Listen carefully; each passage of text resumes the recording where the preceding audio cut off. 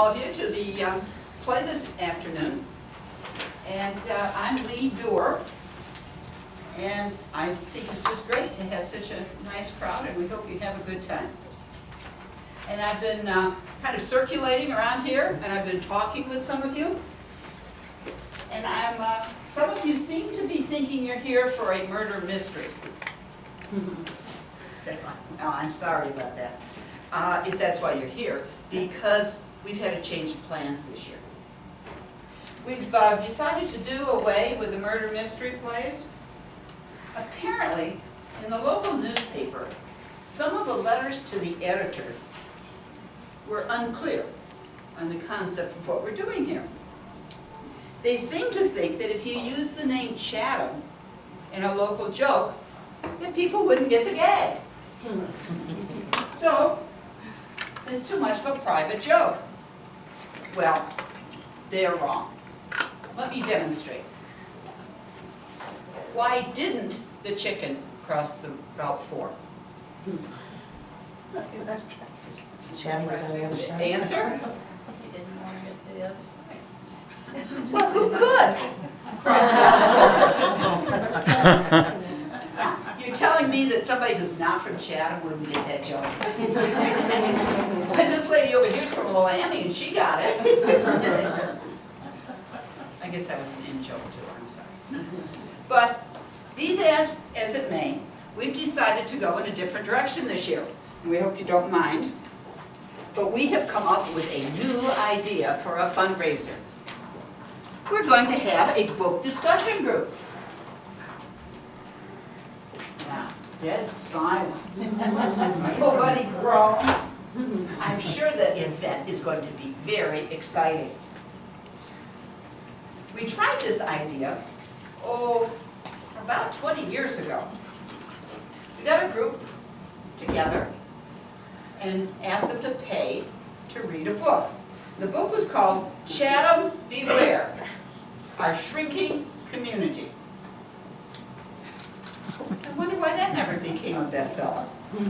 Anyway, the group really enjoyed the experience, and both of them said that they'd be willing to do it again. So, this is an idea whose time has come. Have you all had a chance to read this book, Warp in Space? What is that? My goodness, even though somebody works here at the library and you haven't read this book? Well, you don't read. Well, you see, it doesn't really matter because you've all paid $13 to be here and to sit in on a discussion of this book. Actually, participants in our book discussion group paid even more. They paid $150 in order to have the privilege of reading this book. And I don't want you to believe anything you might have heard about us actually having people pay us not to have to read the book. Well, the book is really very good. You're going to be sorry you hadn't read it, but you'll enjoy the book discussion. Have you ever heard of Lord of the Rings? Ah, so some of you do read. Okay. You saw the movie. Okay, well, according to one critic, compared to Lord of the Rings, this book stinks. But I am very excited because we have a very special treat that's in store for you today.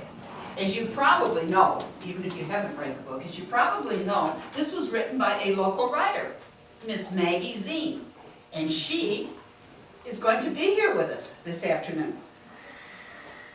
And if that isn't enough, we have invited Professor Educated from Lincoln Land Community College. And he is the world's foremost authority on the works of Miss Zine. And the professor will be giving us a lecture on warp in space. And we have another surprise guest for you. But I can't let you in on that secret just yet. So I hope all of you are comfortable. I know I am. And I'm kind of a coffee addict. Of course, I see some people wearing purple here. My cup matches. kind of a red half cup. And so I have a cup of my favorite brew here, which is chicken amaretto mojo. It's been my flavor of choice ever since I used to teach English. And now, get ready for an intellectually stimulating evening and afternoon. And I'm very pleased to introduce to you the award-winning author of Warp in Space, Miss Maggie Zine. Let's give her a big hand. Hello, everyone. I'm absolutely thrilled to be here this afternoon. Seems like it's so long ago. Oh, please. It's really about as exciting as touring the water waste treatment plant, really. I can't believe I'm lowering myself to doing such a small town version of a literary event. My goodness, I'm sure many of you are avid readers. You probably regularly read the credits at the end of a Julia Roberts film, or maybe the nutritional value on the back of a Little Debbie snack cake. But, in fact, I think I saw, yes, this lady over here intently reading the pamphlets outside of the women's bathroom when she came in. It's not your fault, really, that you lack the sophistication and culture that I have. Looking around, I would venture to guess many of you went to Glenwood, yes. We all know that the really smart kids go out to SHG. I, on the other hand, my parents hired a private tutor for me. His name was Kaiser Sose. Anyway, I guess it isn't your fault that you lack the sophistication and you're stuck in such a small town as this. Not a small town, you say? Well, I don't care how many subdivisions you keep building, as long as you keep a restaurant entitled Fat Willie's. It's a small town. In truth, I should be in New York City, the publishing mecca of the world. Warp in Space will launch me into fame and stardom. Well, it's really already reached the number 3 spot on the Chatham Clarion bestseller list. Later this afternoon, I'll be doing a signing at Huck's on Walnut. And of course, Jessica English from News Channel 20 has asked me to come. So really, an audience of this size is quite small compared to the tens of thousands who will be seeing me on TV. I've paid my dues, I've put in my time, I'm ready to move out of this podunk town. I've nearly achieved fame and fortune for my first romantic novel, Alamo Love. And for my military thriller, The Bridge on Polecat Creek. Oh yes, my new book, Warp in Space, will be my ticket out of this town. I'm only doing this appearance here as a favor to Lee Dewar. Yes, when she was at Lincoln Land, I was a featured panelist on a symposium she had put together on the Chatham writers through the ages. Well, that was kind of ridiculous. She might as well have put a symposium together on, I don't know, let's say the great astrophysics of Chatham or the great world leaders of Mulberry. Anyway, I do, and I wish that you would please pick up a copy of my book at Barnes & Noble next time that you're out. I'd ask you to pick up a copy here, but the library never has what you're looking for anyway, so that's silly. But I would ask you to check it out, but what's the point? I don't make any money if you borrow it from the library. Of course, only if you steal it to make the library buy more copies. So I guess I'll have a seat here and I'll let the blowhard professor have his say. Now, Ms. Zine. There's no reason for name-calling. Just because one critic described your writing as stupidity on paper doesn't mean you can take it out on me. Oh, wait a minute. That was me. Hello, everybody. I'm Professor Educated, the English Department Chair at Lincoln Land Community College. Excuse me first. I love these little cheese snacks. Oh, let me get a, I hate to talk with my mouth full, but let me get rid of this thing right away. Oh, yes, where was I?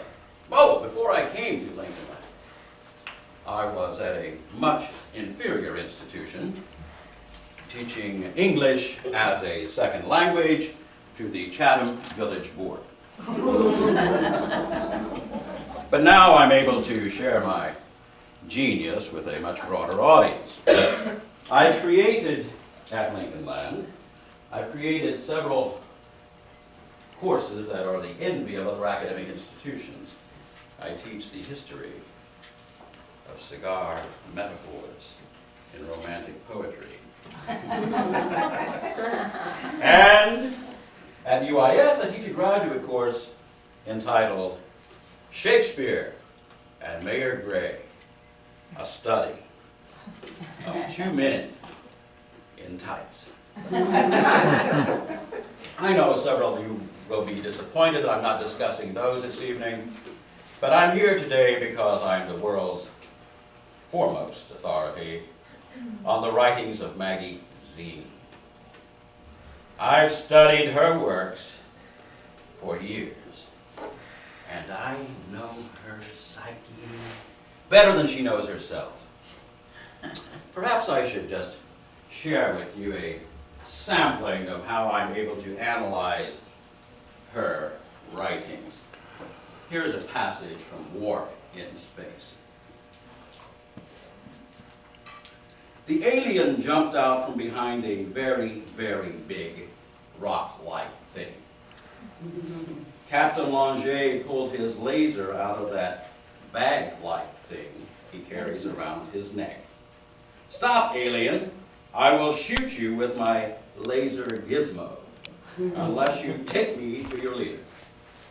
The alien growled like a lion, growling at something a lion would growl at.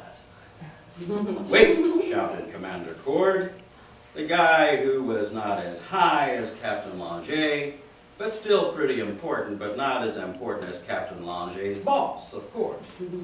Maybe he's trying to tell us that the planet is about to explode. Let's get out of here and go somewhere that's not here, but safer. Langer, Cord, and the other astronauts who aren't Langer and Cord ran to their spaceship designed to fly in outer space and went into outer space. We're saved, bellowed the guy standing between Langer and Cord, but not the guy directly next to Cord. You're right, said Langer. Let's go back to the place where our spaceship is docked when we aren't in space. We have to tell Starfleet Commander Base Headquarters Center that a galactic war might make everyone in the universe afraid and in danger of being more afraid. A masterpiece of American literature, isn't it? Why, she makes Norman Vincent Peale look like Shakespeare. So, what can I tell you about Maggie Zine? Well, first off, based on this passage I've just read, I can tell you that, well, she's an idiot.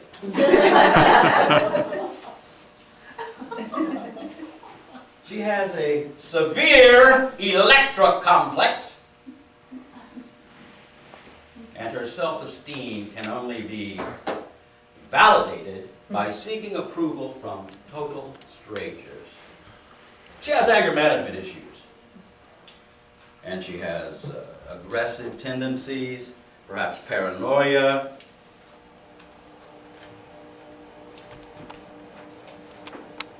Yeah. Takes it out on innocent readers. She takes it out on innocent readers who are duped into thinking that the random order she puts words together has some kind of meaning. You see, I can look behind her talk of aliens and Starfleet and outer space and see a sad, sad individual who can only validate her existence by seeking out strange men in bars. Well, I've taken up enough of your time for now, so let me do what Lee Durr has asked me to do, to introduce to you our surprise guest. Ladies and gentlemen, I simply cannot do this.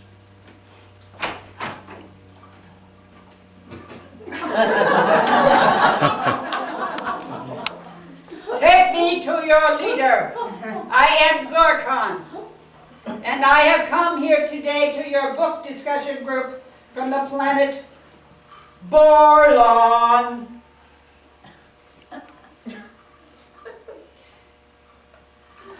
I am an evil alien, and I am bent on taking over the universe.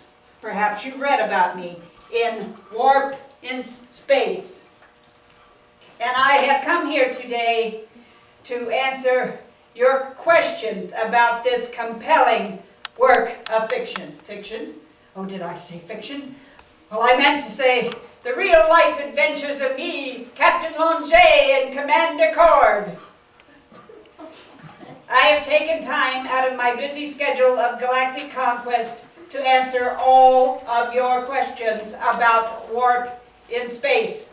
So please, if you have any questions, ask me now. I said Zorkon, not Orkon. That's the bug people. And quite frankly, you're bugging me. Don't make me call. I said evil alien, not illegal alien. I have a card.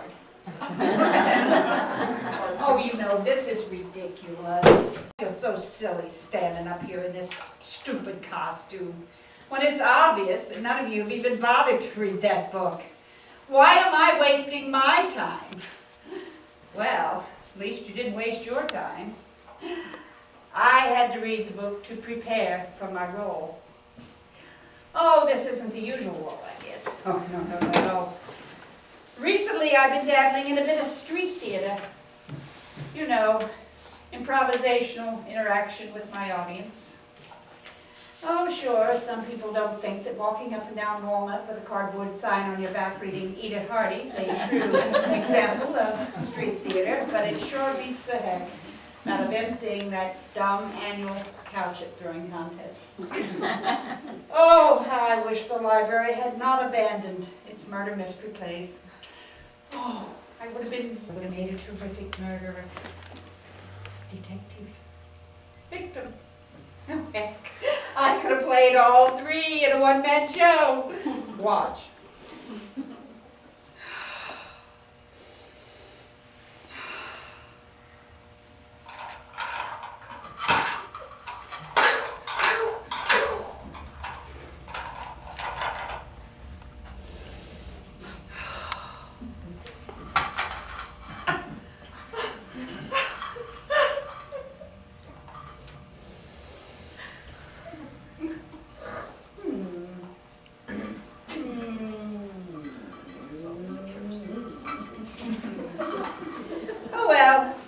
To stretch my acting abilities here today.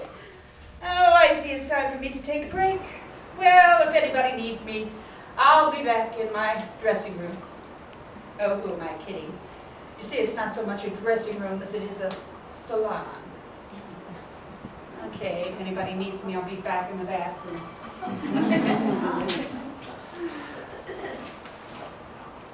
I'd be glad to go first and tell you what I thought about the book. Let's see. I thought the book was excellent. It was a true masterpiece. My favorite part of the book was Audrey Hepburn. She looked very beautiful, and I wish it were in color. The special effects weren't bad, but... Why is everybody looking at me like that? I knew it wouldn't work if I tried to fool you. I guess it was pretty stupid. No, I didn't read much of the book.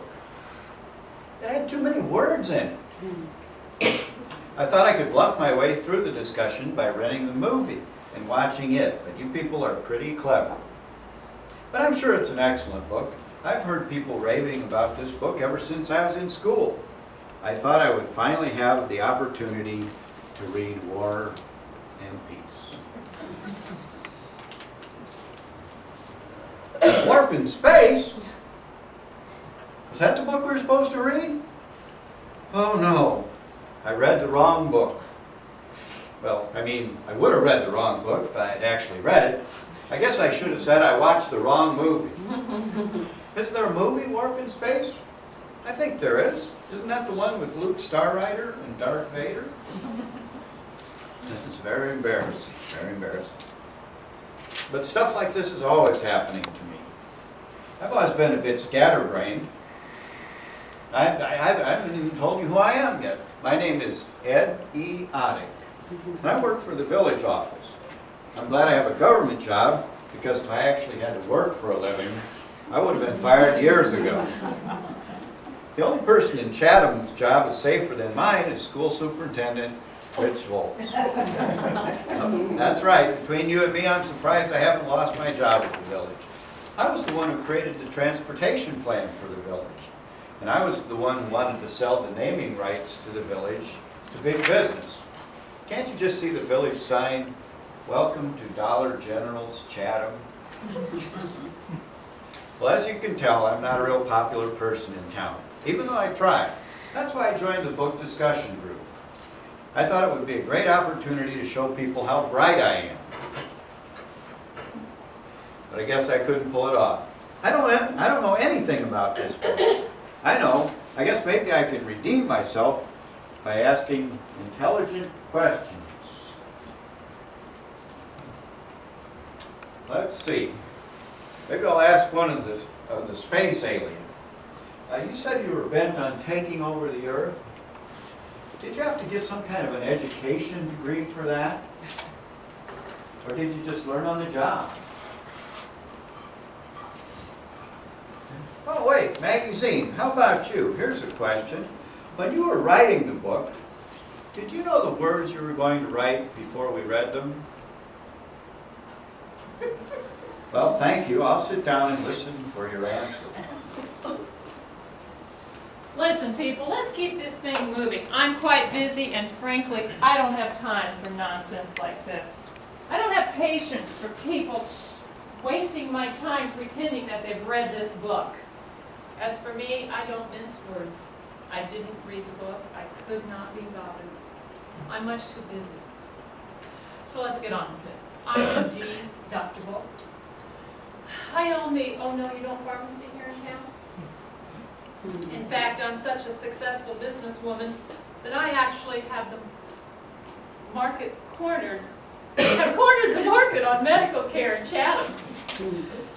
I created the only HMO in this town, and all the doctors have to play ball with me if they want to work here. Dr. Rowlett would be nothing without me. Dr. Corriveau couldn't move a tooth.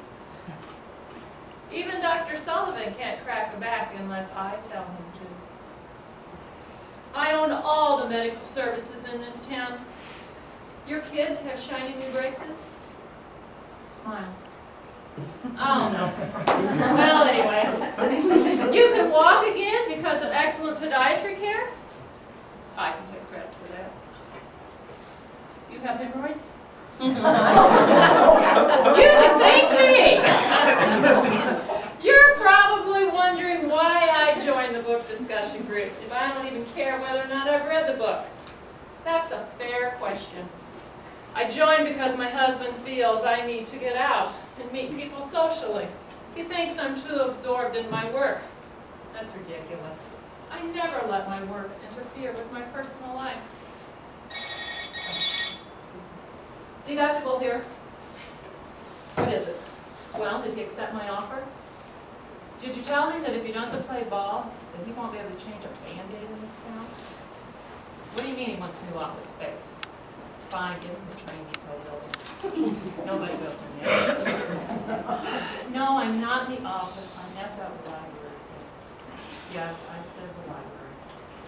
Well, yes, Chatham has a library, if you want to call it that. I saw a few old paperbacks and last week's newspapers. No, the Pawnee Library has that. Yeah, Rochester Library has that. Well, yeah, you can't get bookmarks here. I think some of these people might be able to read, not for sure. That's right, we actually paid money to be here. When this afternoon's over, I'm sure we're going to see a jump in psychological treatment. Well, listen, I gotta go. Look, unlike you people, I have important things to do. So let's try and at least pretend we enjoyed crap in space or warp in space, whatever. whatever the name of this book is. Hi, everybody. Deductible with the Chatham PD. I am so glad to be here. I finally made it to one of these things before there was a murder. You know, the library has increased our death rate here in Chatham by so much with their murder mystery plays. You know, at the rate it's going, they're going to have to annex into the Jacksonville prison. And there are just way too many murders here. However, it appears this time, because you're all alive right now, no dead bodies, that I am here in the nick of time. I don't think anybody's dead except for the career of that writer. Whoa. And you know, since no one's died of boredom, I think the rest of you are safe. You're just so kind of lifeless. Okay. You know, the book discussion group was a great idea for a fundraiser. But let me see. People, you're paying money to participate in basically what we all tried to avoid in high school. Well, you know what? I'm really afraid to tell you, but I don't think you're going to see a murder, an investigation, an arrest. I don't think there's going to be any taping of the body. No gurney rides. Hey, maybe you can have some fun by voting somebody off the book discussion group. That seems to be really popular these days. In fact, just so that nothing foul happens here, I think by the order of the police department, I'm afraid I'm going to have to ask you all to leave. Now, so if you will kindly make your way to the exits.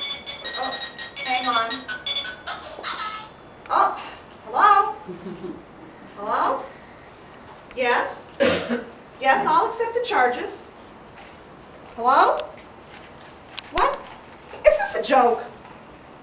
Who is this? Wait, hey, don't hang up. Hello? Hello? Okay, nobody move. I just got a call from the murderer. Or I guess I should say future murderer. Can't tell if it's a he or she. Voice was disguised. Said someone was going to be killed here this afternoon. Didn't say how it was going to happen. Didn't say if it was a man or a woman. No idea. But, you know, I guess I really should have thought something was funny when the murderer called me collect. Okay, well, I think we're going to have to do some other things here. Well, you know what? Maybe this isn't such a bad thing. Because now I can show Chief Barnett what I really can do. I have a great opportunity.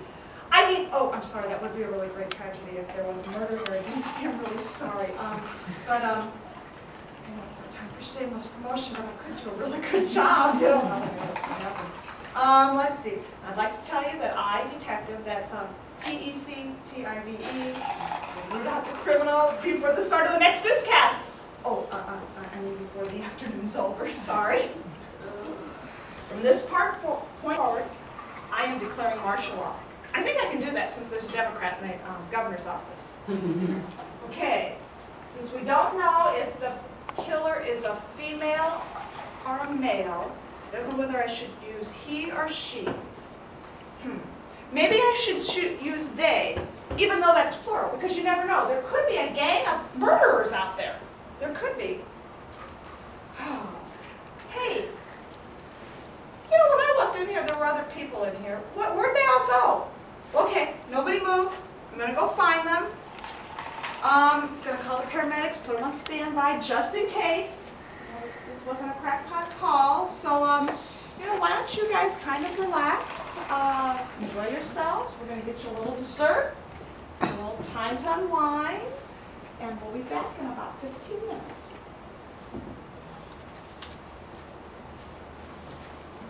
Why are we all here? Well, to pay homage to me. If it weren't for me, there wouldn't be a book discussion group this evening. You see, people are jealous of my talent. You're jealous that I've won the Harmon Prize for Literature. Why, even the school district that gave me my brilliant education is jealous. I'm the only author on their banned book list. You don't believe me? Oh yes, I have a letter right here. Dear Ms. Zine, thank you for your letter. We regret to inform you that we cannot teach your book, Warp in Space, in school curriculum. In fact, we feel that it would be inappropriate to expose any of your works to impressionable students The Ball Chatham School District does not have a censorship policy. We simply choose books based on literary merit. As we are trying to educate our students on the proper use of nouns, verbs, and quite frankly, anything remotely resembling proper English, we feel that Warp in Space would seriously hinder our ability to accomplish that mission. Again, thank you for your letter. Also, would you please ask your publicist to stop calling our office? I tried to explain to your mother our curriculum policies, but she keeps humming and saying, "I can't hear you," whenever I speak. Sincerely, Dr. Richard Volz, Ball Chatham Superintendent. You see this? I've been banned just like J.D. Salinger and Mark Twain. My own high school is jealous and spiteful of my success. And as you can see, when you're as talented as I am, there are always those who are going to be bitter, detective, bitter. And I don't know what to tell you. I do carry a gun with me at all times. I'm actually fearful of lunatics, and please don't worry. I have had personal firearm instructions from Chief Barnett. We actually went out behind the unpopulated area behind Apple Barn, and we shot up worthless old junk. After we were done shooting up the Chatham Clarion newspapers, we perused the semi-automatic selection that Bill Clem keeps in the back of Webster's Tea. He has to do something to keep up with Myers, so. Anyway, it's not like I'm pro-gun or anything like that. I just need to protect myself from the lunatics like the one that called in the threat today. But I'll tell you really who is most jealous of my talent. It's educated. Yes, indeed, he's always been jealous of my talent. And you know what they say, those who can't do, teach. And those who teach, teach English.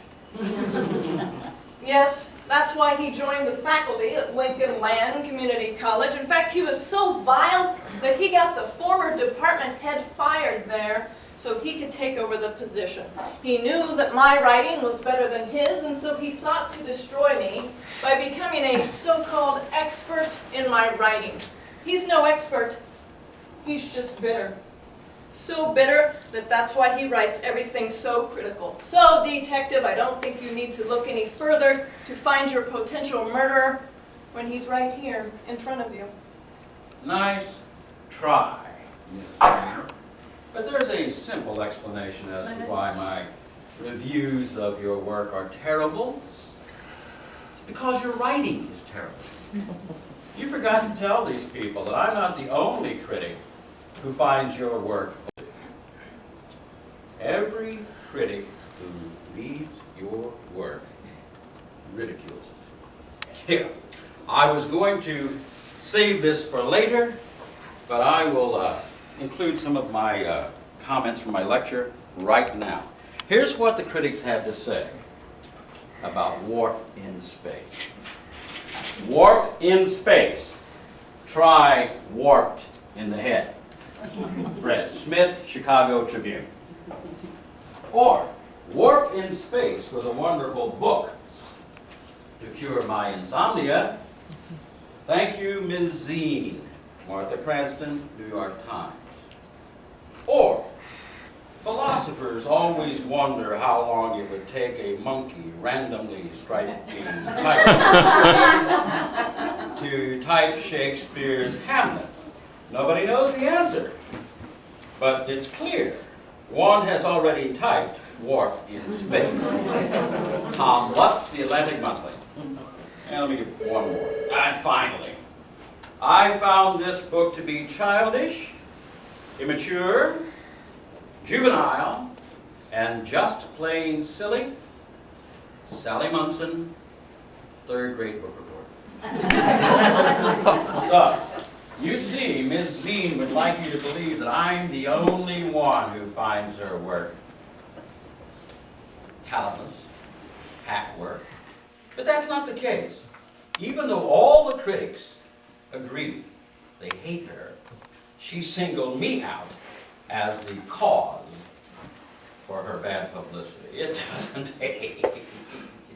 doesn't take Dr. Phil to figure out that by blaming me, she can avoid taking responsibility for her failures. She obviously has issues of insecurity, paranoia, aggression, who knows what else. Someday, she'll make some therapist very rich. Ooh, this pipe tobacco tastes kind of funny. Does anyone have a breath mint?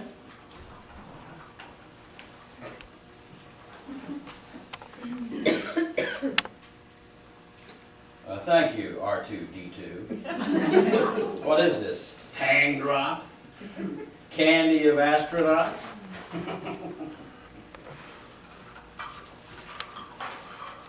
Anyway, murdering Maggie Zine would certainly stop the brain hemorrhaging that she causes her readers, so killing her would clearly be self-defense. You see, I wouldn't believe Ms. Zine when she says that she's the intended victim. It's clear, I am the one who signaled out for danger. My life. She's the one who's out to get me. Notice how she was the first one to stand up and say, I am the intended victim. She's clearly trying to deflect suspicion from herself. Hey, the more drivel she writes, the more fodder I have for my reviews, the more money I make. But if I were out of the way, she probably thinks that her popularity would skyrocket. So, detective, make the right call. Arrest Maggie Zine. Even if she didn't make that phone call, with all these people reading her books, she's already a mass murderer. Oh, look at you two. Aren't you just full of yourselves? Each of you think you're so important that the other one must be trying to kill you. Well, your criticism of Maggie Zine, they're certainly justified. But if you consider yourself the great literary critic of the 21st century, then you fooled yourself along with all these other fine people. You know, I just happened to have done a little research into your book reports, and this is what I've come up with. This is what he has to say about warp in space. Maggie Zine doesn't know the meaning of the word science fiction. But then again, she doesn't know the meaning of most words. Clever, huh? Here's what he has to say about Tom Clancy, Clear, and Present Danger. Clancy doesn't know the meaning of the word thriller. But then again, Clancy doesn't know the meaning of most words. And here is what he says about Dashiell Hammett, the Maltese Falcon. Hammett doesn't know the meaning of the word crime. But then again, Hammett doesn't know the meaning of most words. There you see. And that is only the beginning. It just goes on and on and on. I mean, he has recycled his book reports from time immemorial. I doubt if he even reads the books that he reviews. So see, here you have these two pompous academic types who are so vain, they think they are the intended victim, when it's obvious that I'm the one the murderer once did. Oh yes, you laugh now, but I am a major power broker in this town. And ooh, this costume's hot. I need something to drink. Oh. Ooh.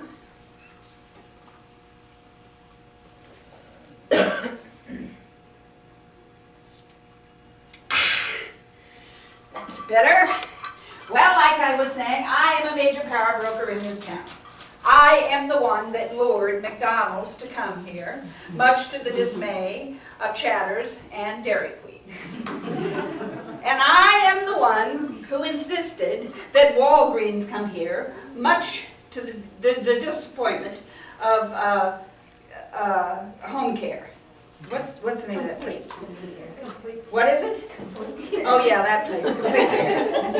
And then I am the one that insisted that South County publish here, much to the displeasure of, oh well, no one really cared about them. So you see, my pro-business stance has made me many heated enemies.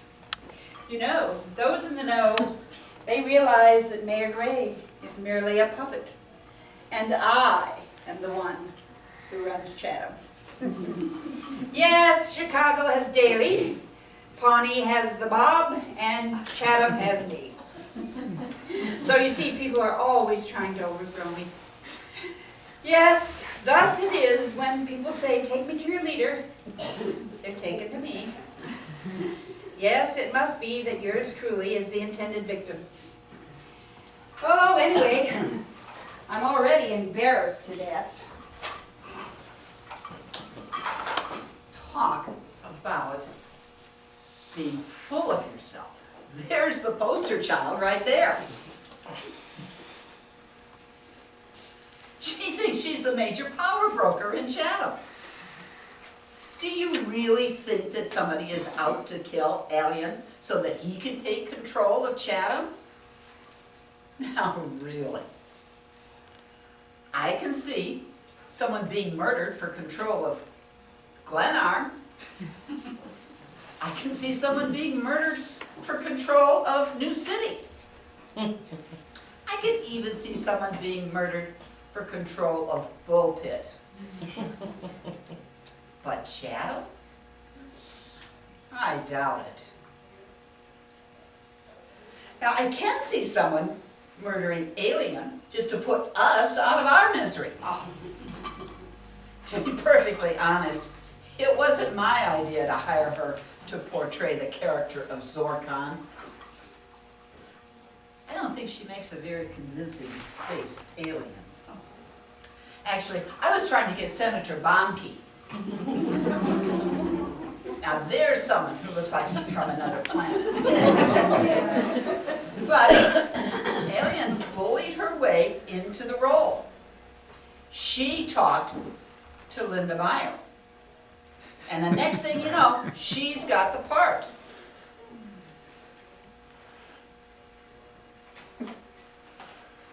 But she's not getting her paycheck.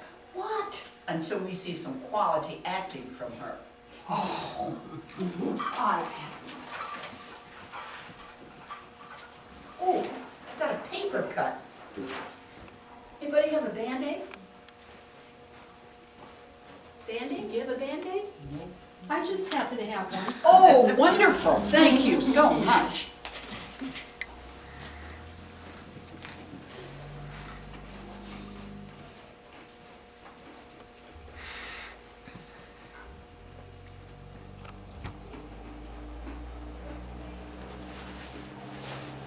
On top of all of the other bad news this evening, now I've got the paper cut, but I did get even with her. I made sure that we provided her with the cheesiest costume that we could find. Now, it's not really that I'm trying to wreck the book discussion group. I knew the book could stand on its own. I think some says it could walk away. I just felt that somebody needed to take Alien down a peg. So, now, she's not the target of any assassin. If you believe that, you're thinking much too broadly. Truth be told, I'm the one who's probably the target when you think about it. There are a lot of people jealous because I'm the book discussion leader. You'd be surprised. This is a very highly coveted position. A lot of well-known celebrities and public figures have ties to book discussion groups. Did you know that Bill Gates is in a book discussion group? Governor Rod Blagojevich was once in a book discussion group. Why, even former Governor George Ryan pardoned several book discussion leaders from death row. But even if the threat were real, why would somebody phone it in? To cancel the event. The phone caller is probably thinking that the police department's going to show up, close down the show, close down the whole book discussion group, and have all of you leave for the public safety. But if everybody goes home, I'm the big loser. The writer can still write. The actor can still act. The critic can still crit. But what happens to the book discussion later? So, you see, it really is pretty clear. The threat is intended for me. I know the writer, the professor, the reader leader, and the space bug think that someone connected with the book discussion group must be the intended victim. But there's only 4 of them, and there's, well, there's more than 4 of us. Who says it's someone official that's the target? Why can't it be one of us?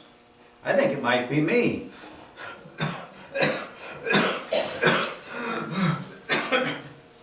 Just the thought of it makes me nervous.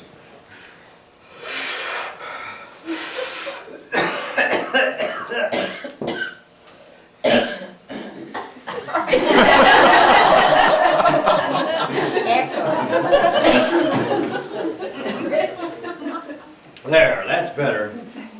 You see, I'm probably the intended target because my economic development plan for Chatham was hated by everyone. For starters, I was going to eliminate backyards from any future development plans. Why? Because whenever the village wants to build a new road, store, etc., the residents always say, "Not in my backyard." Now, if no one has a backyard, then it's no problem. Then I was lining up all kinds of new industries to locate here. We were going to collect all the garbage from Auburn and dump it in South Park. And we were going to start a cyanide recovery operation next to Ball Elementary. We were going to build an underground nuclear waste storage facility beneath the village square. Why, when people think of refuse, they'll think of Chatham. But my plan didn't stop there. I had all kinds of novel ideas for development. Remember when the library was in a strip mall or shopping centers? Well, I took the whole idea of putting businesses in unconventional locations and took it a step further. I proposed putting new schools in the Park District pool. Yeah, as you move up in grade, you go down in depth. And I suggested turning the new high school into a shopping mall. Then kids would want to go to school. I recommended putting our village officials in the zoo because, well, you had to see that one coming. You say we don't have a zoo, then a perfect spot would be the Sweet Corn Festival pony rides. Where else would you find a group of jackasses who go round and round in circles chasing their tails all day? I thought of all of these things seemed like good ideas to me, but I seemed to upset everybody in town. I only wanted what's best for Chatham, but I seem to be as effective as the Blagojevich administration. So you see, the murderer must be after me. Remember, he called detective collect. That's a sure sign that I'm the target. I guess I was the only one who thought kicking Verizon out of town and instituting the Chatham Pony Express was a good cost-cutting measure. Oh, knock it off, all of you. Do any of you really think that you're important enough that someone wants you dead? I'm sorry to disappoint, but you're all fools if you think there's anyone is the intended victim but me. Who controls the health and well-being of this community? Me. With me out of the way, who's going to make sure the doctor's visits are mandatory for a hangnail? Who's going to make sure you get a full series of x-rays every time you catch a cold? Who's going to make sure that you get a referral first if you need your nose hairs clipped? I'll tell you who, no one. If I don't keep the health system running in this town, it will fall apart. Oh sure, some of you might say that we're just performing unnecessary tests and that we're doing unneeded surgeries, but to that I make the medical argument, so? Medical ailments are deeply planted in the roots of this country. George Washington's false teeth, Abraham Lincoln's depression, FDR's polio, and of course, George Bush's insanity. Without the medical community, you people are nothing. And that's enough to make me the target. You know, some people want me dead because, believe it or not, they think I'm calloused and insensitive. I know that's hard to believe, but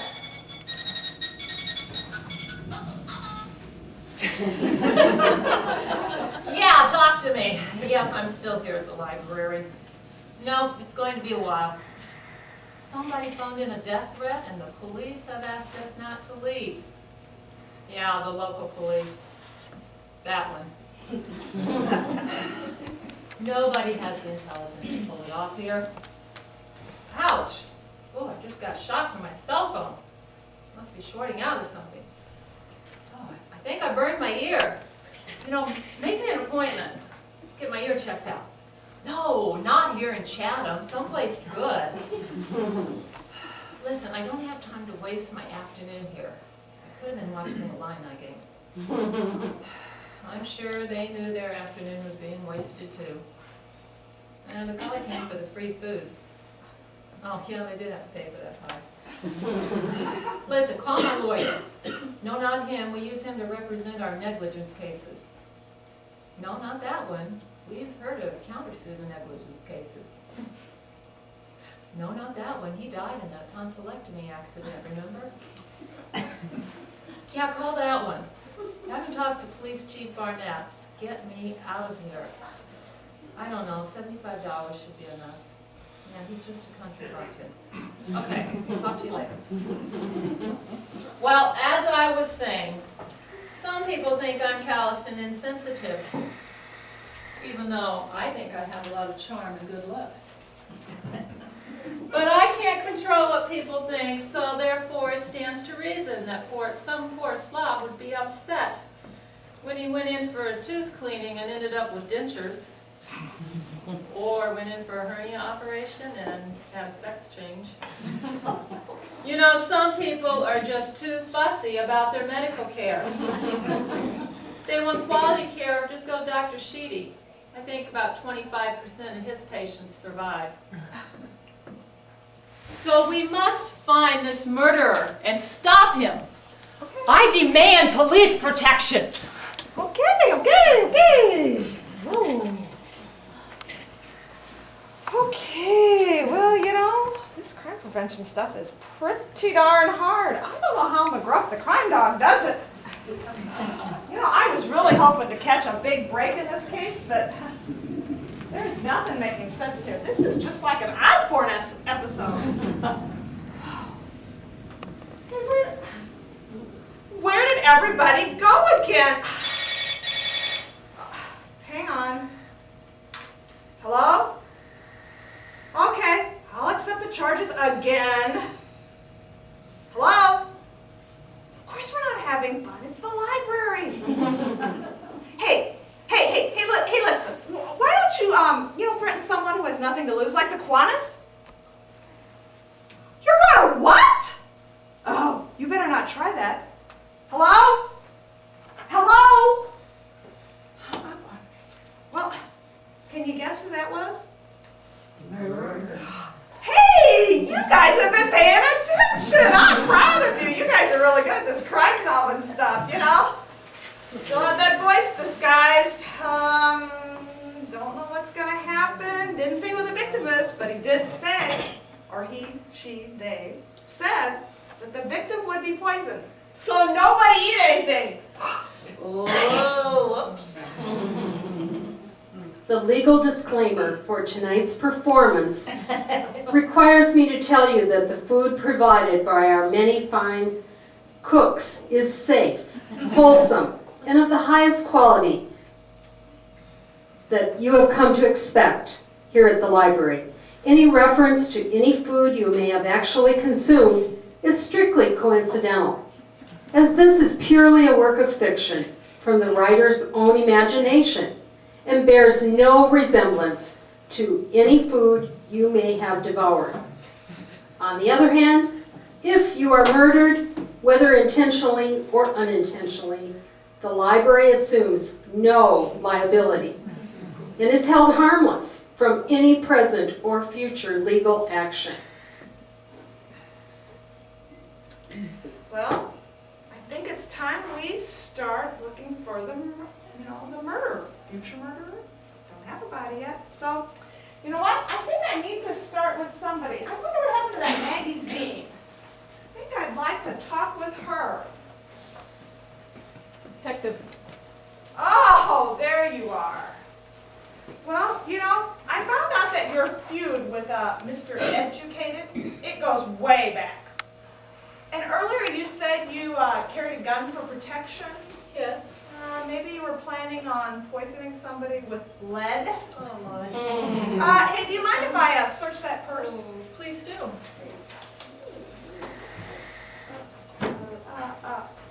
Hey, what is this? Is this a joke? Let me see that.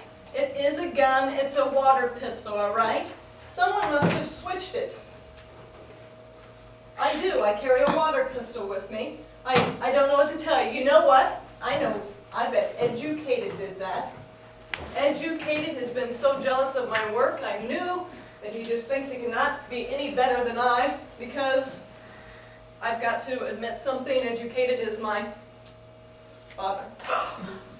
Educated is my father. It's true. He's always been afraid that I'd be more successful than he was. And you see, he's wanted to be a writer, but he's never been good enough to get published. Since his own writing is so terrible, all he's left to do is criticize the work of others. I feel sorry for him, really. I didn't think he'd really ever go as low as to threaten my life because of it. If it wasn't my father, then of course it could have been one of my celebrity stalkers, that is. You know, everyone has them. David Letterman, Nicole Kidman, Mayor Tom Gray. Everyone has them. You don't believe me? This letter right here? Let me read this. Dear Ms. Zine, I think that you are the best author this town has ever produced. You are so talented and, yes, so hot. Every time I read one of your books, I want to stab, stab, stab all the people who do not understand your message of love and harmony. I really connect with your being, your essence. I think that you should be mine forever, but you haven't responded to me. Why? You know how I feel about you. If I can't have you, then nobody will. Oh, why haven't you answered any of my letters signed anonymous? If you take this letter, examine it, I bet you'll find who sent it, and you'll find your murderer. Oh, well, you're right, Miss Zine.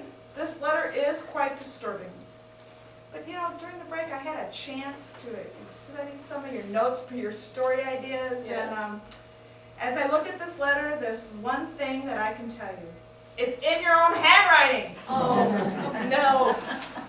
I'll let you think up some sorry excuse. Hopefully it'll be more plausible than that warp in space idea.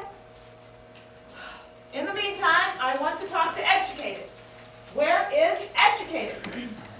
Oh, there you are. So, do you mind if I search you?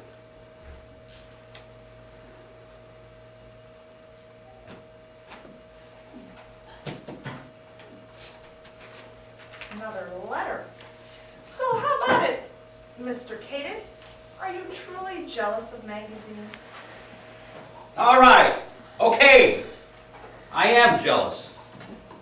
All my life, I wanted to be a writer, but I never quite had the aptitude for it.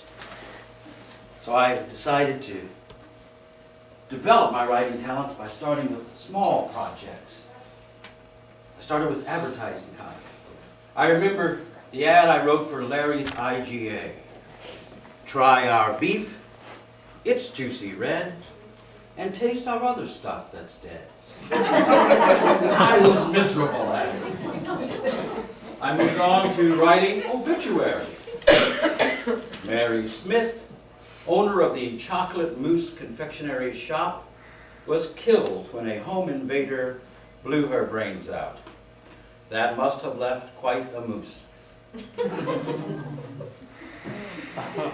My editor felt that puns were inappropriate in obituaries. I was angry, but I just stood there and listened with a deadpan expression. I mean deadpan. I tried writing plays, stories, travel guides,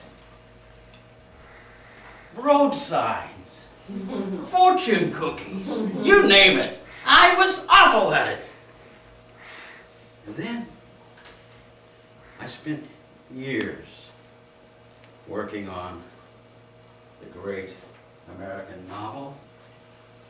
And when I sent it out, this is the rejection letter I got.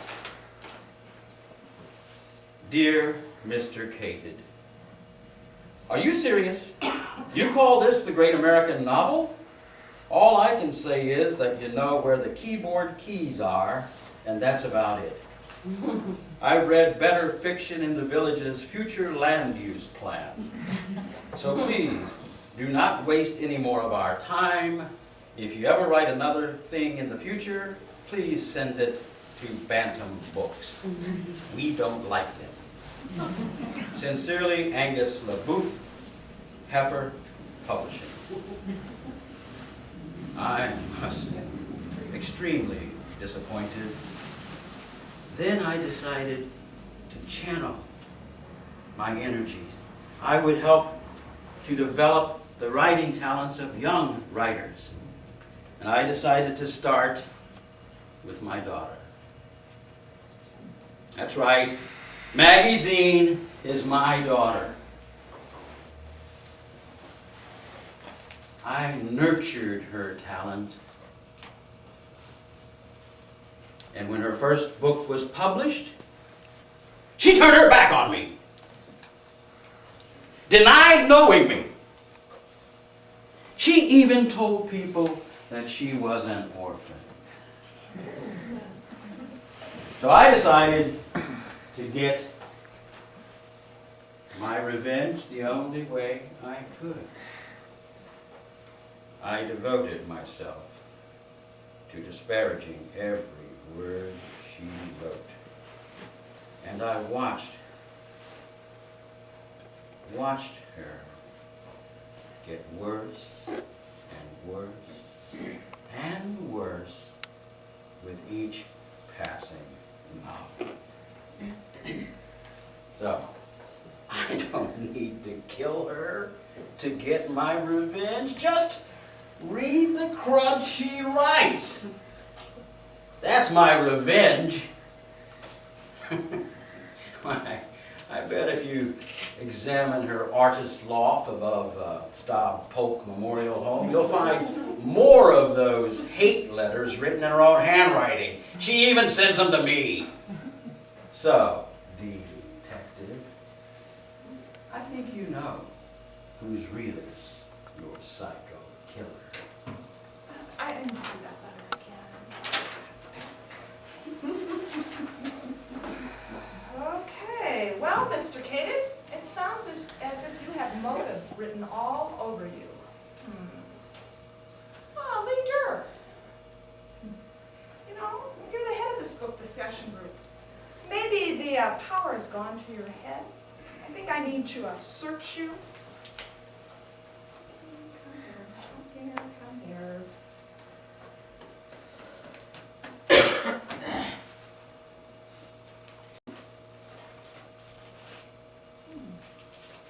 Official library letter, a tea bag, oh, and a list.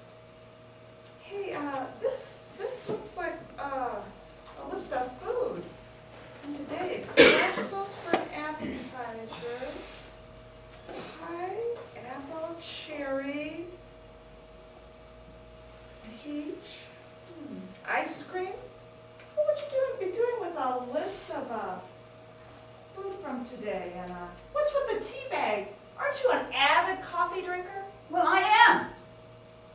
There's a very simple explanation. Somebody else might have wanted tea. What am I supposed to do? Carry hot water around in my pocket? Have sugar up my sleeve? You know that I'm in charge of the book discussion group, and you know that that means I'm in charge of everything. I'm supposed to make all of the arrangements, including the food, and that's why I have a complete menu of today's fare. Oh, truthfully, I don't know why I even bother. This is a letter that the library administrator gave me when I came in today. All right, I'll read it. Dear Miss Dewar, we'd like to thank you for organizing tonight's book discussion group. The board knows how much time and energy you've put into this event. Unfortunately, due to budget cutbacks, we are no longer able to continue this activity. Yours is not the only activity we are cutting.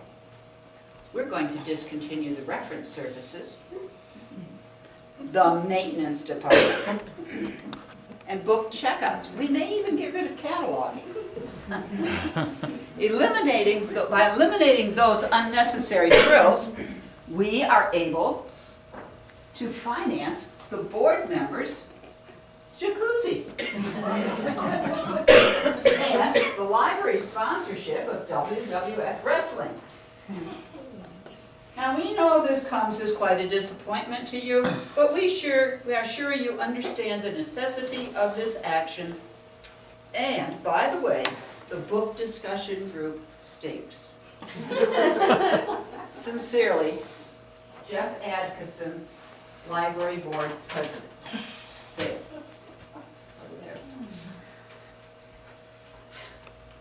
It's an absolute outrage. The library shouldn't be sponsoring wrestling. It should be sponsoring the Fighting Illini, who, by the way, won this afternoon. Furthermore, the book discussion group does not stink. Isn't the library supposed to be about books? Well, sure, they didn't like my idea of Edgar Allan Poe's Day Parade. We were going to launch 100 ravens into the air, all of them quoting, "Nevermore." They also wouldn't support my Adopt a Word or Phrase fundraiser, where we were going to get people to donate money to sponsor a word or a phrase in a book. Can't you just see it? Someone is reading Shakespeare. To be or not to be. This has been brought to you by the O'Briens, home of the great automotive deal. That is the question. Do you know how much money we could make? Why, there must be at least 900 words in this library. So, yes, detective, I'm disappointed, but not enough to kill over it. This is not the first time that I've been falsely accused. I thought I was through with these kinds of phony scandals. Besides, I've been talking to Barnes & Noble.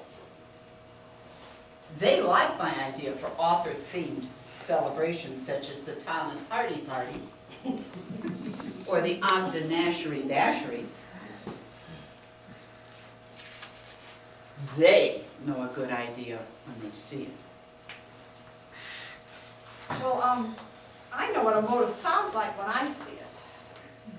Maybe the person playing that murderous alien fancies herself to be one in real life. How about that, Miss Alien? You know what? I think I need to search you. Okay.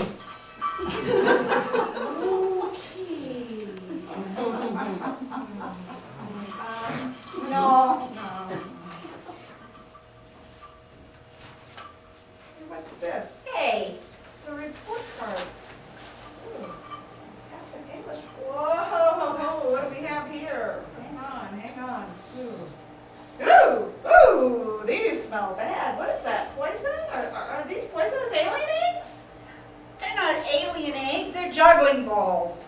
I was practicing my juggling back in the dressing room, and I dropped one of the balls into some alcohol and, well, the alcohol was sitting on a cup on the table and I used it to take off his makeup. I know it sounds silly, there's other things you can use, but, well, anyway, I was going to practice my juggling act for all these fine people here today and, well, that's just about the size of it.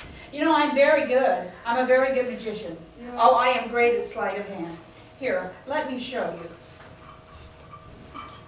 What's that behind your ear, Miss Detective? Okay. Well, that works better when I use something sharp. Oh, who am I kidding? I'm no magician.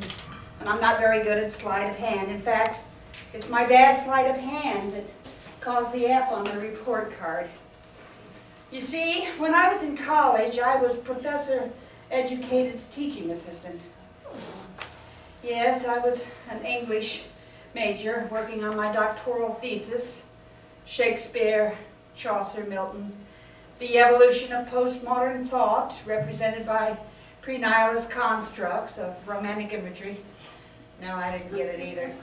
So, after I turned it in, got another one. You can buy anything on eBay these days. So one day I was sitting there with the professor and we were going over some students' grades and I spied this pile of papers on his desk, so I surreptitiously inserted the fake essay and got my own. Only when I left, I realized I'd taken the wrong paper. I had taken a paper that was a manuscript in the professor's own handwriting, and it was entitled Warped in Outer Space. Well, needless to say, my chicanery was found out, and I was discovered, and he failed me, threw me out of college, and I thought that the punishment was rather severe, but given what I've seen today, I'm starting to see and hear things more clearly. No, it's the kind of thing where if you're ruined and your plans and dreams are dashed, you're no longer able to teach English, you know. It still has its good points. I mean, at least I know I was reduced to this, but at least I don't have to take a position at Robert Morris College. Not that desperate. Of course not, Miss N. Why, we all like to dress up like the leprechaun from Lucky Charms. Okay, next I'd like to talk to, Deductible. Yes. Yes, you of all people seem like the best suspect, and I searched everybody else, so I think I need to search you.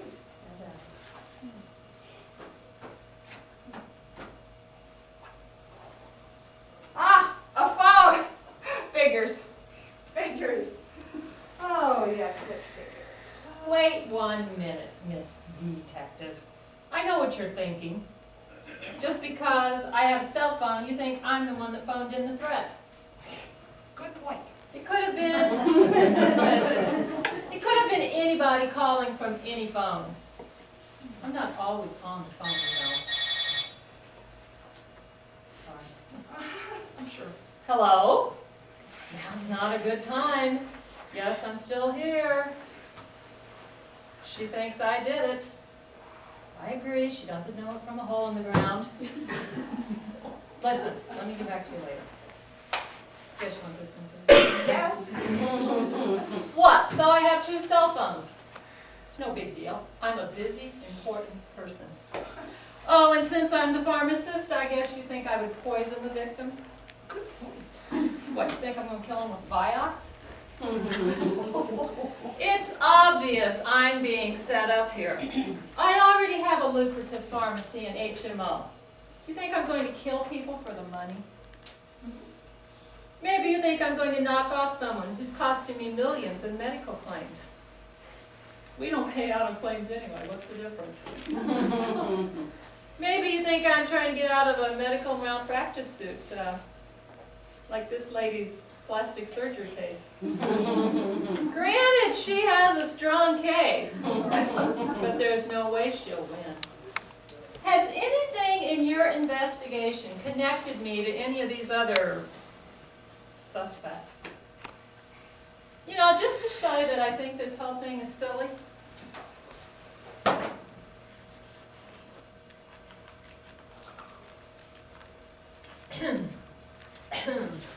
There. I'm not poisoned, am I? I'm not afraid of any phony. Whoa, whoa, whoa, oh, oh, oh. Fooled you.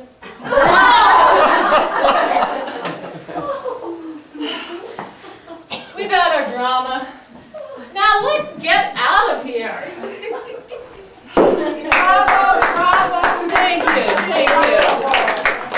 You know, your histrionics are quite amusing, but you're not getting off the hook. You know, there's still one person I need to check, and that's you, idiotic. I think I need to search you, too.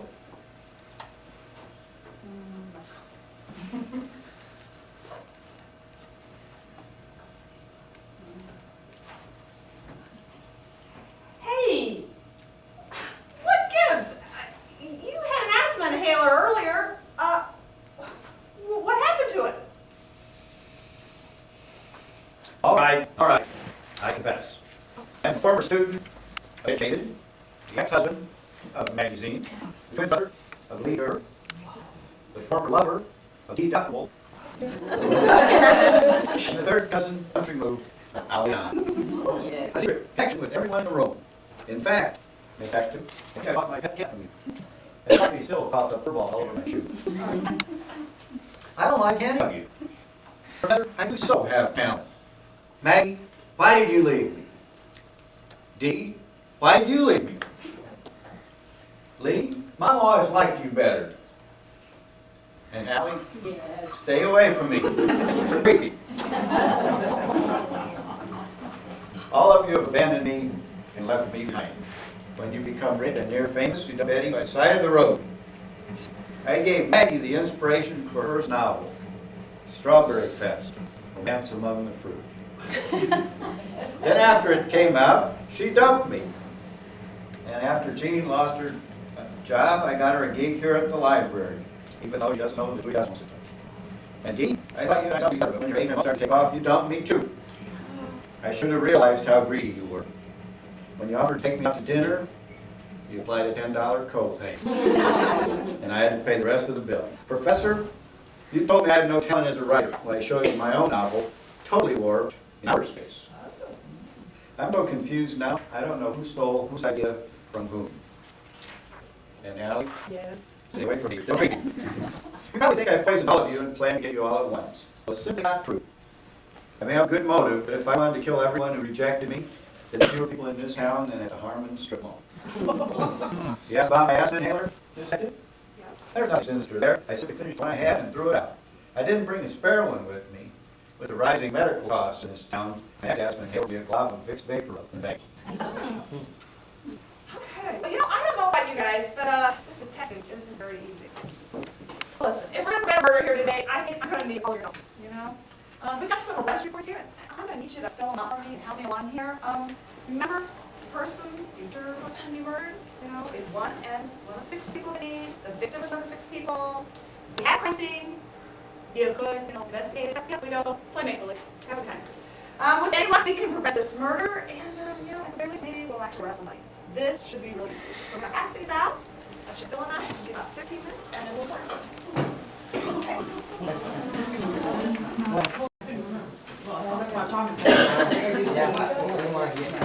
Good chance, you know?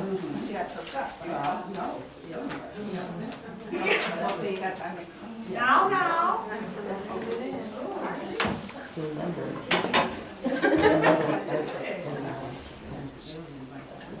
Yeah, that's true.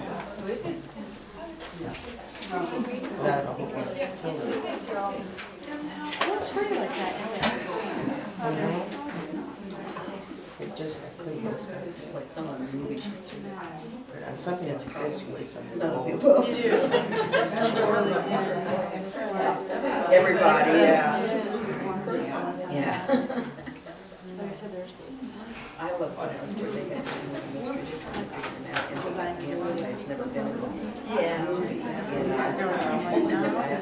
went to No, actually, it's not. Maybe he'll look his line. I think we're gonna get started again here. I'd like to thank everybody for their help. I've been reading over these, and I can tell you guys been watching NYPD and CSI a lot. Thanks. I really, but I'm gonna share some of these with you really here quick. The victim, Lee Juror, the murderer, Eddie Oddick. Motive, he wants to be in charge of everything, and how it be done, death by Vicks Vapor Rub. Here's one, the victim, educated. The murderer, Eddie Oddick. Motive, Mr. Cated stole Mr. Oddick's book idea. Maggie stole it from her dad, Mr. Cated, and it was published. Poison, tobacco. Could be. Eddie Oddick is the victim and the murderer, Maggie Zine. Eddie really wrote Warp in Outer Space, and Maggie doesn't want it coming out. The inhaler is how it will be done.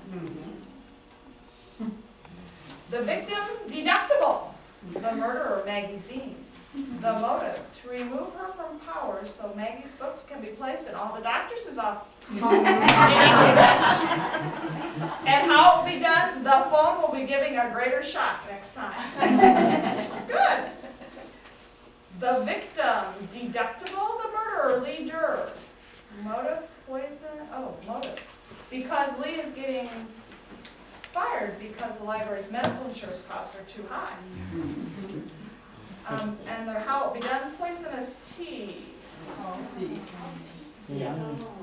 Oh, here's a good one, the victim. There will be four of them. Allie Ann, Lee Juror, educated, and Eddie Oddick. And the murderer is Maggie Zine. The motive, paranoia. How will be done, the poison ball, poison cheese, poison water, and poisoned inhaler. It's good. And this is a recurring theme in the motive and how it will be done. Who cares and just because. Oh, hey, I like this one. The victim, deductible. The murderer, detective. The motive, bad house code. But no insurance coverage. And how will be done? Medication withdrawal. Yes, that is it. And I want to thank you all for your kind help in this afternoon. I really appreciate it. But as you can tell, there's still no murder, and I'm really embarrassed because I guess I jumped the gun. Nothing's gonna happen. But good thing is, string of unsolved murders has finally been, it's just ended. I am so excited. So, you know what? I'm going to leave you all here. I have this book discussion group. Have a really good time. I'm going to be leaving. Again, I'm sorry I kept you here all afternoon. Thought there was going to be a murder. No such thing is happening. I'll just show myself out. Don't Thanks. be so hard on yourself, detective. You know, I think you've taught us all a valuable lesson. Today we've learned that, no, scratch that. You pretty much wasted our time. Okay, I think I'm next on the agenda. So if we could get the slide projector set up for my presentation. I do have 362 slides to get through. It will take a little bit of time. Now, let me start off with the title. My title of my presentation is Maggie Zine in the Great Literature of the 21st Century, Why the Two Shall Never Meet. Okay, let me first begin by explaining the symbolic significance of the non-allegorical nature of the book in terms of its anti-pastoral themes of existential reductivism. Now, if we... Excuse me.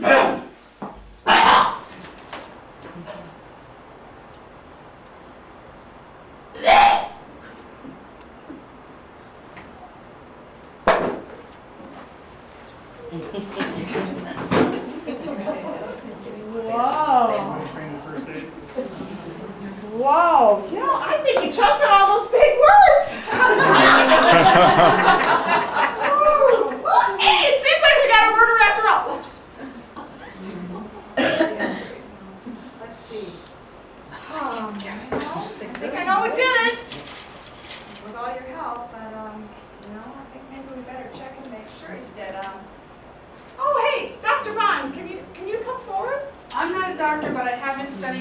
EMT, and if they're gonna take cataloging out of here, I've gotta do something. Well, could you check and make sure he's dead for me, Make please? sure he's dead. Yes. Let's see if he's breathing. No, I don't hear any breathing. This guy doesn't have a pulse, he's dead or he's going. You got your murder. Whoa! And I had no career. Thank you so much. Oh, I got all the clues, because they're all still up here from our suspects earlier. But, I don't know. I might have to do overtime. Well, okay, before we get to do all this other, I think I need to have somebody come up and take this body so that we have it for later. So I'm gonna need some volunteers. Got some, thank you though. Yes, and would you like to help tape the body? Whoa,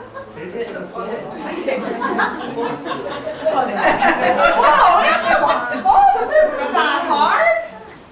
Come on, another taker? Who wants to? Come on, go ahead. Tape up that body for me. I have the position. You guys wish you had those arrest reports back now, don't you? Yeah. Make it a lot easier. Sorry.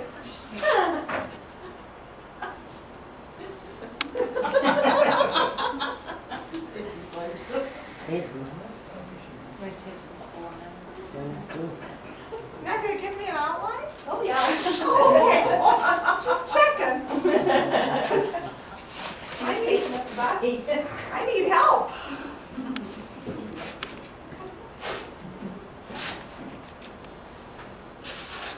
You really didn't die in a very convenient place. Sorry. Oh, good job. This is good. It's on the chair and everything. Okay. Oh, good job. Very good. Ooh. Oh, yeah, don't fall. No more rotors today. Good. Well, hopefully my medical heroes are here today, this afternoon, so they can help get rid of the body. Come on in, guys. Come on in. Hi, guys. Sorry. I told you today was not going to go well.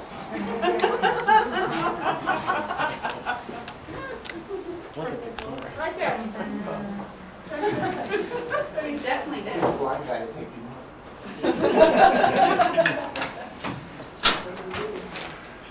Well, how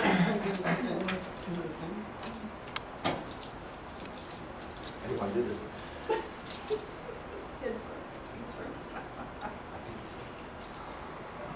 Yeah. Okay. Let's try this. You read that in.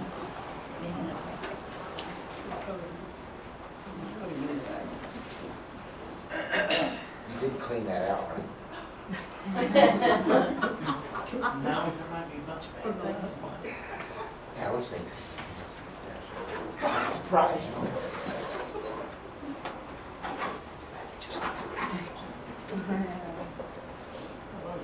Uh-oh. Uh-oh. Hello.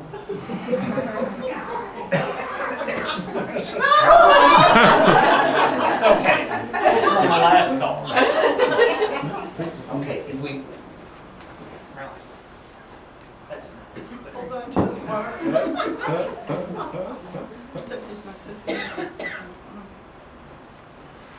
this,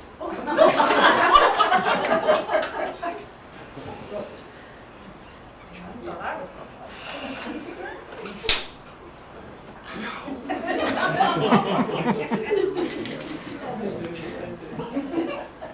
I think if we just pick him up and just, He's never gonna know it. What's the matter where you bounce him off the floor 2 or 3 times, it don't matter now? yeah.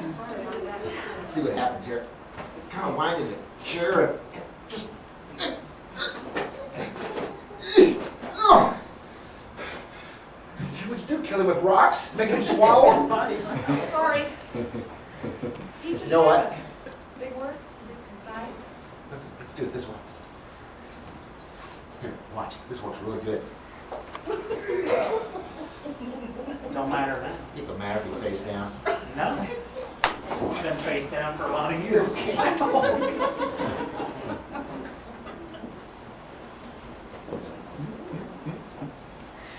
I haven't seen one.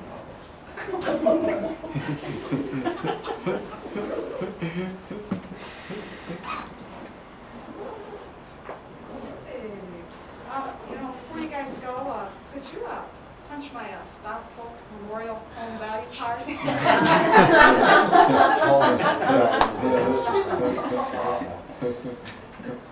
you go. Oh, thanks, only 22 more to go. Thank you so much. There's no parts that fall out. Not like the other one. You know what? The coroner didn't notice the body with one arm. Won't notice one with three.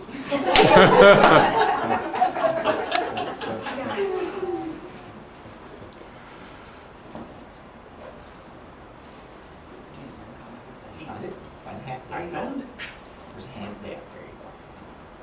You don't want to drop me. No, we wouldn't have that happen. Oh my goodness gracious! I think you went to pancake and sausage. Okay, hang on a second. Or drop all of them. No, I think we can get that. Yeah, let's drop it all the way down. Oh, that's so much better. Oh, it's better. 1, 2, 3. Yeah. You waited a while before you, oh, I think I didn't take before you called us. It's been a lot easier to bring him here. Pick him up, because anybody been stiff, I would have bet. I'm sorry, I wasn't supposed to call you early. If you put the rails up, then he won't go anywhere. You think?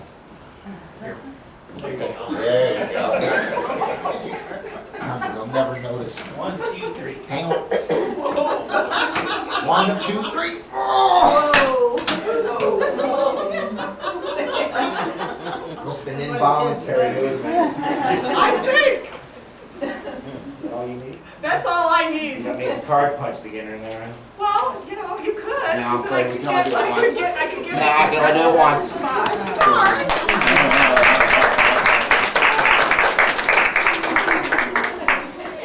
Well, that was fun and exciting. Our medical heroes at work. Okay, well, now it's time to find the murderer. You know what, I think I've got it figured out. And I think it's pretty obvious the murder is Maggie Zine.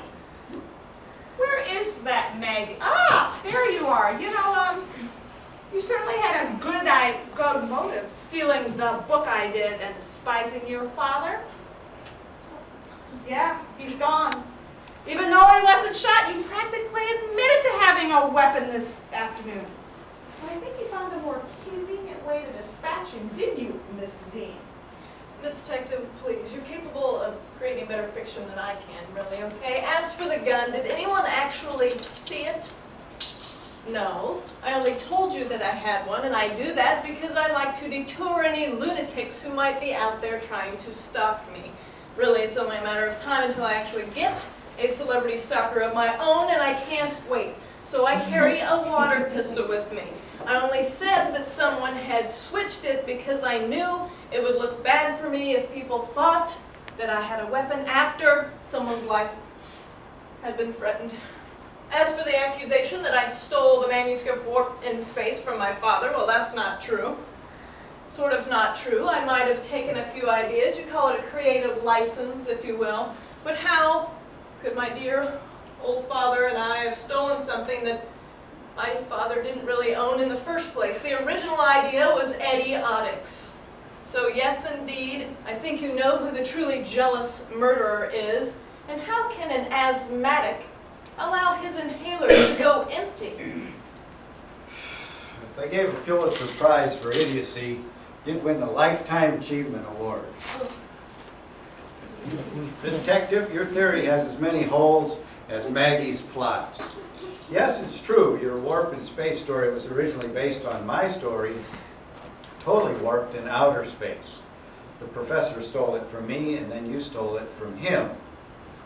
When I discovered the truth, I wanted to kill him and you. I do have a motive for killing everyone in this room, with the exception of that lady over there. She's the only one who liked my consolidating our community services. What's wrong with Chatham? Waste treatment center and food pantry. I didn't need to kill anybody though. Even though my idea was stolen, I found out earlier today that a famous Hollywood movie producer wants to buy the rights for another of my story ideas. It's the story of meeting my wife and marrying her. It's called My Big Fat Geek Wedding. There's nothing mysterious about my asthma inhaler. I didn't use it to poison anyone, and nobody poisoned me with it either. It just ran out. I thought I had a spare one, but I grabbed breath spray instead. So if I have an asthma attack, at least I'll have minty fresh breath. So, Miss Detective, why don't you question deductible? Aren't most murders about power and greed? And sometimes the most devious clue is the most obvious. I think she should stop making threats with her cell phone and start calling her attorney instead. Or maybe I should call Miss Cleo for you because you obviously would believe anything.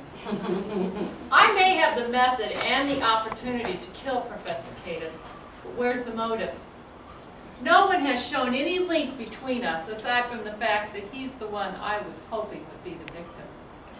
You see, he's the only one in the room tonight, this afternoon, who's not a patient in my HMO. I won't have to pay for his ambulance transport out of here. And why would I call collect if I had a cell phone? It wouldn't have been necessary. Someone must have called from a payphone. Someone who's broke and has little money. I think we'll soon find Allie Ann and her poison juggling balls behind a state penitentiary force field. Oh, very funny. This green will wash off my face, but your ugly is permanent. Look, I didn't make any collect phone calls, and I didn't poison any juggling balls either. And before you accuse me of anything else, I didn't give him a tainted breath mint either, although his breath could have killed somebody. Sure, the professor failed me unfairly and ruined my promising career, but I always try to look for the silver lining.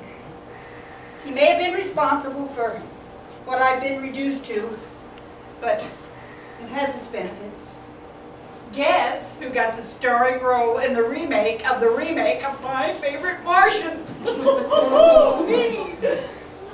But there is one here whose career was also destroyed. And there's someone else who suffered even more indignities than myself, even though she's not wearing green. Right, Lee Dorr? All right, yes, I did it. And I'm glad. He deserved it. Before he came to Lincoln Land, I was the head of the English department. If you listen carefully, you heard me say that I used to teach English. And you also heard that I used to be at Lincoln Land. You also heard me mention a scandal. Professor Caden, jealous that I was the department head, fabricated the rumor that I was altering student grades. And how was I to know that a average grade point of 5.1 on a 4-point scale was not appropriate? I'm not a mathematician. But the damage was done. I was kicked out of the university. I couldn't get a faculty position anywhere, not even at the Sylvan Learning Center. And then the professor so very graciously offered to take my job as department head. So all I had was this awful book discussion group. and the need for revenge. It was my decision, of course, to make Warp in Space the featured selection. I knew Maggie Zine couldn't pass up the chance to hawk her book in public. And I knew if Maggie Zine was here, then Professor Kaded would show up. He couldn't resist the opportunity to confront her. Everyone knows how much he despised her, and his being her father was an added bonus to this. Yes, I was the one that made the phone calls to Detective from a phone in the back room.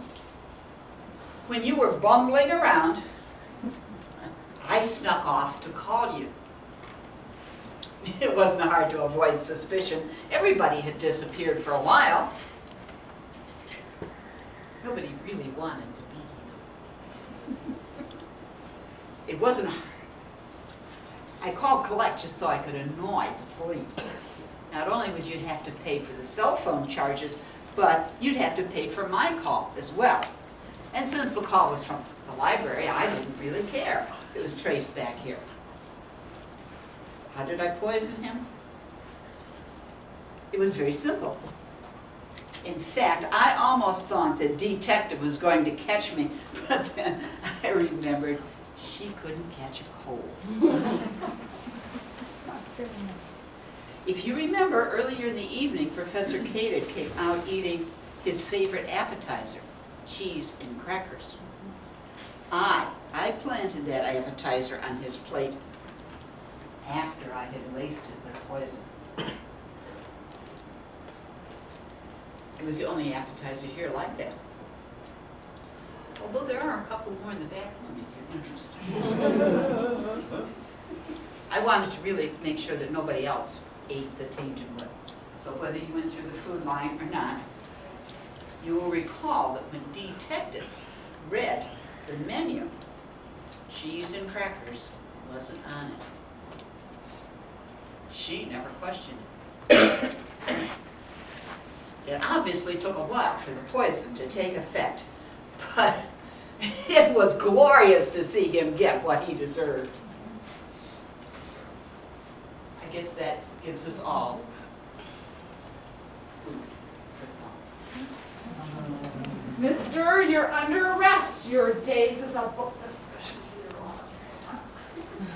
Leader.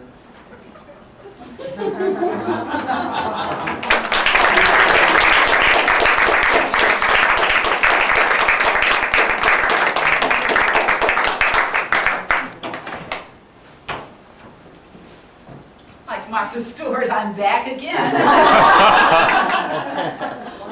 And I want to thank all of you very much for coming.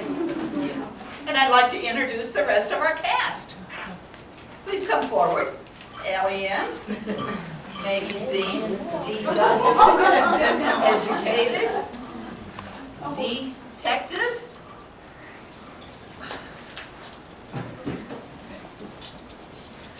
let's give them all a big hand.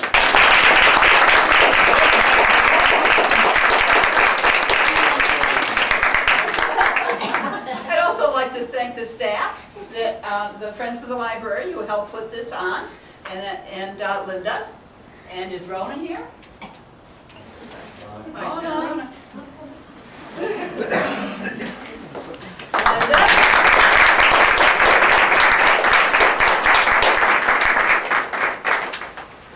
And we'd also like to thank all of the other Friends of the Library who donated the wonderful pies. Weren't they great? Okay.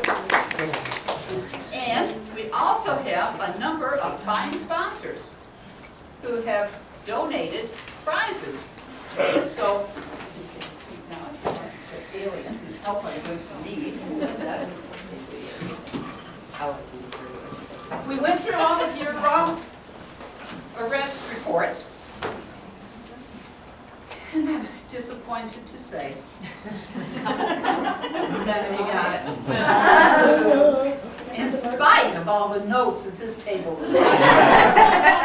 You know how hard it is to be trying to give a play, and every time you say something, they write it down.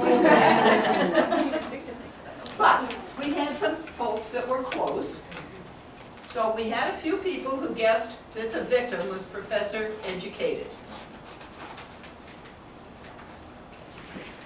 And so we'll be giving prizes to them. And so this is this. See, that's why Linda has to be here. She's been big help to all of us getting through this. Oh, that's right, Friday's gone. We're going to do Saturday now. Okay, the first prize, which will go to Katie Stone for taking the most notes.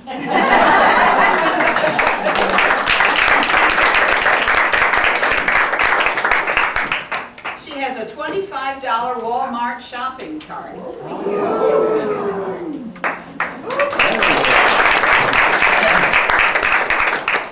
Okay, the next wonderful detective here is Tara Langheim. Come right up here. And she has a gift certificate to Valenti Eye Care for a free eye exam and discount on prescription glasses.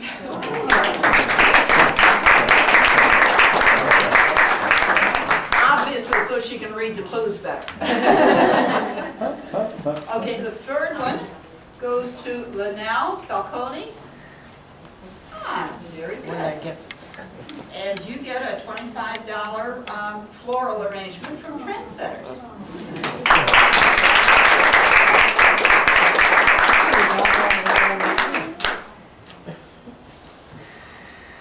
And finally, we have Sandy Bone. Ron? Ron? This is kind of an in. How? Is that all right? Yeah, that's okay. Okay. We didn't clue her in ahead of time. I can tell. She didn't give very much time. Okay, and she gets an Apple Barn gift certificate for $15. And so, then we still have some drawings to do. Right? So if you got the murderer right, you didn't get anything. Isn't that more important than You may be in here. No, it's not. that was the murderer that wasn't doing that. Let's see you in here. Did you do the I'll get honors, her, I'll Alien? get her. She's over here. This is 562-664.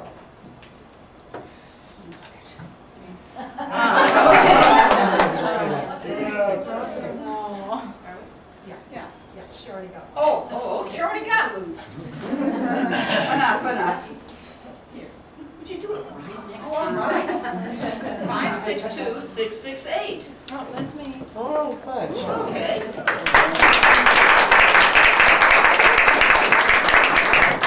As a top drawer gift basket, a stationery and ring. Thank you. Wow, great. Honors again. I know, there's no rest for the evil. Okay, 562-672.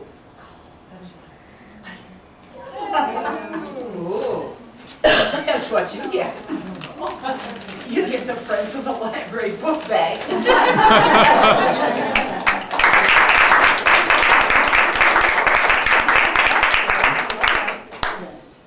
And then one more. And then Maybe my mother. No. Okay, this is 562-657. Aha. And she's getting a free movie rental from Family Video.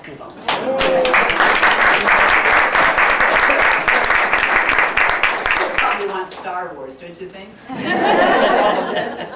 Or Warp in Space. Warp in I'm sure. Space. That's coming on DVD. Yeah, it is. I could Yeah. start and roll. Of course. Who else would wear that cheesy costume? Okay, well, I think that concludes our production for this afternoon. The Friends of the Library are so grateful that you came. Hope you had a very good time. Thank you.